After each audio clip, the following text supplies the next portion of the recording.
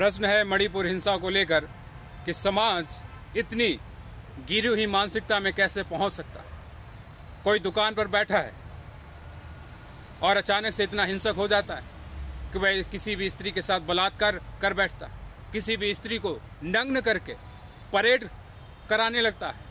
और यही पुरुष, यही लोग देवियों के सामने सर भी झुकाते हैं। फिर ऐसा क्या होता है कि अचानक से ये जानवरों की भांति व्यवहार करने लगते हैं और सारी मर्यादाएं, सारी देवित्व के सिद्धांतों को धूल में मिलाकर उन्हीं देवियों को रौंद देते हैं, कुचल देते हैं, नग्न करके समाज के सामने गलियों में परेड कराते हैं। ऐसा क्या है कि अचानक से इनके अंदर का हैवान इतना विकराल हो जाता है कि इनके अंदर से धर्म, नीति नष्ट हो जाती है और अचानक से शैतानों की भांति इनके चेहरे समाज के सामने आते हैं।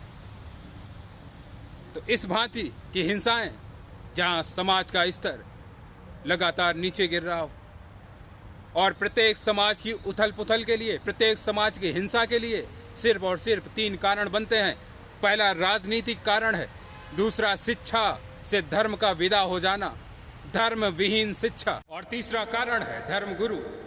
जब ये तीनों डिसबैलेंस होते हैं तो समाज में हिंसा और असभ्यता देखने को मिलती है। समाज रसातल में जाके मिलता है अगर ये तीनों डिसबैलेंस होते हैं, और जिनमें धर्म गुरु, धर्म का स्थान सर्वाधिक ऊपर, और दूसरे नंबर पर शिक्षा, तीसरे नंबर पर राजनीति आती है।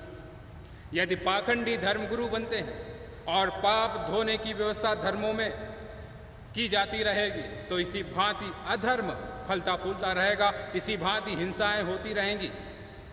तुम किसी भी तरह की हिंसा करो, किसी भी तरह का पाप करो, और धर्म में यह व्यवस्था है कि तुम्हारे पापों को माफ कर दिया जाएगा, धुल दिए जाएंगे तुम्हारे पाप। कुछ चांदी के सिक्कों के दम पर, कुछ सोने की सिक्कों के दम पर, कुछ गाड़ियों के दम पर, कुछ रुपए पैसों के दम पर तुम्हारे पापों को धुल दिया जाएगा। तो फिर ऐसे पाप होते रहेंगे।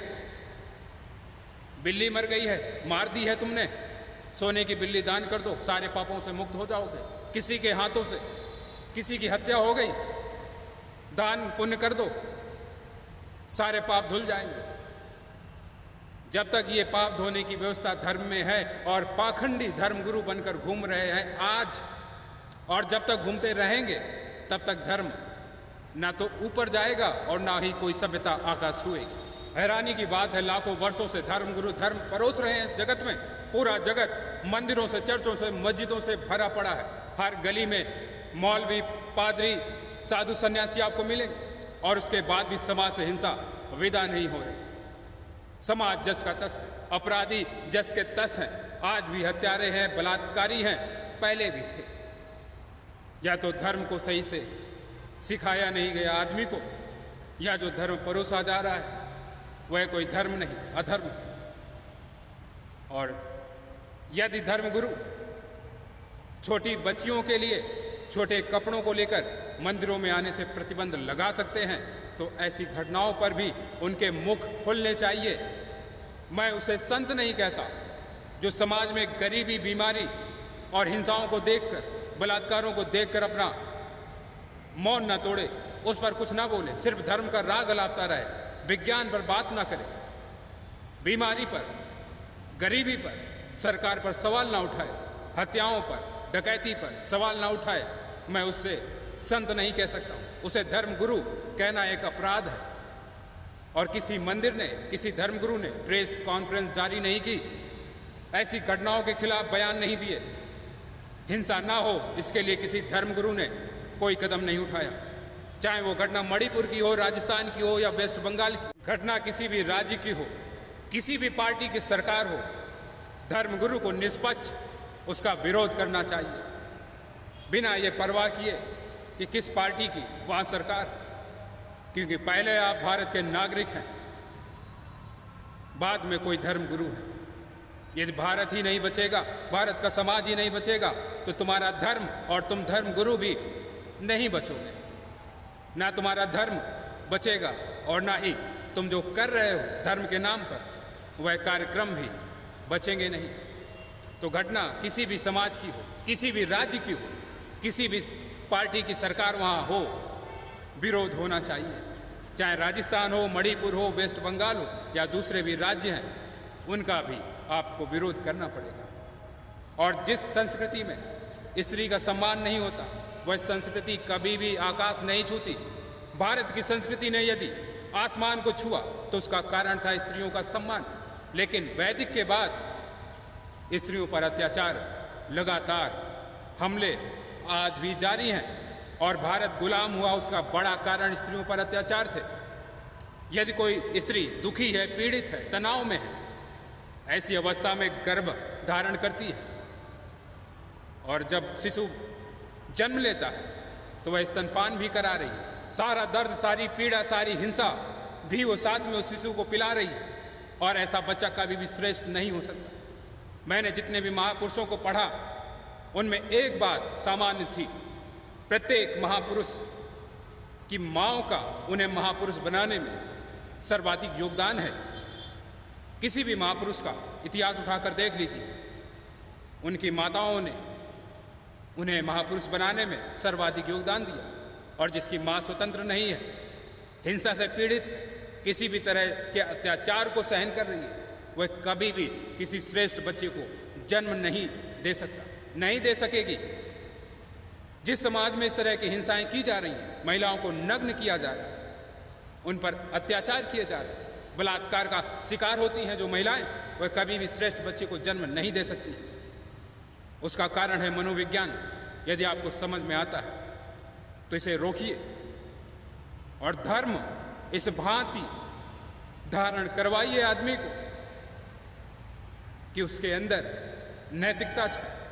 मंदिर आए ना आए, लेकिन कम से कम इतनी नैतिकता हो आदमी के अंदर कि वह ऐसे कृत्य को करने से बचे, ना किए जाएं उससे ऐसे कृत्य।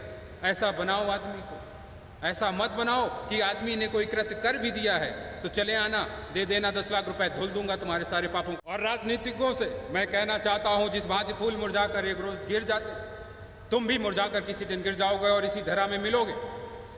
इसलिए व्यक्तिगत स्वार्थों से ऊपर उठकर इस देश को ऊपर उठाओ। सरकार किसी भी पार्टी की हो, अगर आपकी सरकार राजस्थान में नहीं है, आप सिर्फ मणिपुर का विरोध करते हैं और मणिपुर में आपकी सरकार है और आप सिर्फ राजस्थान का विरोध करते हैं, हवाला देते हैं, तो व्यक्तिगत स्वार्थ है, कुर्सी बचाने की लालसा है आपके अंदर। यदि आप व्यक्तिगत स्वार्थ से ऊपर सिटीजन ऑफ इंडिया देखते हैं, धर्म जाति से ऊपर नागरिक को वरीयता देते हैं, तो फिर कोई फर्क नहीं पड़ता किस राज्य में किसकी सरकार है। उसी भांति कड़ी कार्रवाई करेंगे आप, निष्पक्ष कार्रवाई करेंगे आप, उसी भांति करें। प्रत्येक राजनीतिज्ञ से मेरा यही कहना है, निष्पक्ष होकर कार्रवाई करें और कड़ी कार्रवाई करें ऐसे लोगों पर। और धर्मज्ञ लोगों से मैं ये कह रहा हूँ कि जिस भांति अगर आप बच्ची के कपड़ों को लेकर मंदिरों में प्रतिबंध लगा सकते हो, तो जो व्यक्ति बलात्कार जैसे अपराधों में शामिल पाया जाता है तो उसके पूरे खानदान को, उसके पूरे घर को दोबारा कभी मंदिर में प्रवेश ना करने दिया जाए। और शिक्षा भी धर्म से चले, धर्म से दी जाए, नीतिहीन ना हो। क्योंकि शिक्षक आपको बताते हैं अनैतिक कार्य करना अपराध, चोरी करना पाप, दूसरों की सहायता करो। यदि कोई भूखा आ जाए तो अपना भोजन छोड़ दो और उसे अपना भोजन दे दो। लेकिन जब वही बच्चा 1 लाख रुपए में 1000 रुपए भी अगर कम हो एडमिशन के लिए जाता है तो शिक्षक मना कर देता है। शिक्षक व्यापारी हो गए हैं, शिक्षा व्यापार हो गई है, धंधा हो गई है शिक्षा। और जब वो बच्चा देखता है कि अच्छा ये सब बातें सिर्फ कहने के लिए उचित हैं, अच्छी हैं, पालन नहीं करना, क्योंकि स्वयं शिक्षक पालन नहीं कर रहा है, तो बच्चा कैसे पालन करेगा? धार्मिक जो गुरु हैं वह धर्म का पालन नहीं करते, तो फिर आम आदमी कैसे पालन करेगा? शिक्षक अपने धर्म का पालन नहीं कर रहे हैं तो आम आदमी पालन कैसे करेगा? राजनीतिज्ञ अपने राजधर्म का यदि पालन छोड़ देंगे तो आम आदमी धर्म को छोड़ देगा, अधर्म चुनेगा। जिस भांति उसे अपने वासनाओं को पूरा करना होगा, अपने आप को बचाना होगा, उन रास्तों पर जाएगा वो। मैं तीनों को निवेदन करता हूं, प्रार्थना करता हूं कि वह धर्म को चुने भौतिक जगत की मोह माया रुपए पैसे यहीं छूट जाने, ना धर्म गुरु ले जा सकेगा और ना राजनीतिज्ञ और ना ही शिक्षक, सब यहीं रहेगा। यदि देश को समाज को हिंसा से मुक्त करना है तो इन 3 लोगों को जिम्मेदारी लेनी पड़ेगी, क्योंकि इन 3 लोगों के कारण ही किसी समाज में हिंसा भड़कती है, फैलती है। जितने भी दंगे फसाद हैं आप देख लीजिए, उनमें धार्मिक कारण जरूर होगा, शिक्षा का अभाव जरूर होगा, राजनीतिक सय जरूर होगी। और जहां ये तीनों सुधर जाते हैं, धर्म के रास्ते पर आ जाते हैं, क्योंकि कुर्सी आज है कल नहीं होगी, पहले भी नहीं थी आज है। यदि उसे बचाने में लग गए तो फिर बहुत कुछ मिट जाएगा, और सिर्फ देश को बचाने में लग गए तो यह इतिहास किसी राजनीतिज्ञ को कभी भूलेगा नहीं, सम्मान के साथ याद करेगा उसे, धर्म गुरु को भी याद करेगा और शिक्षकों को भी इतिहास याद करेगा, रखेगा।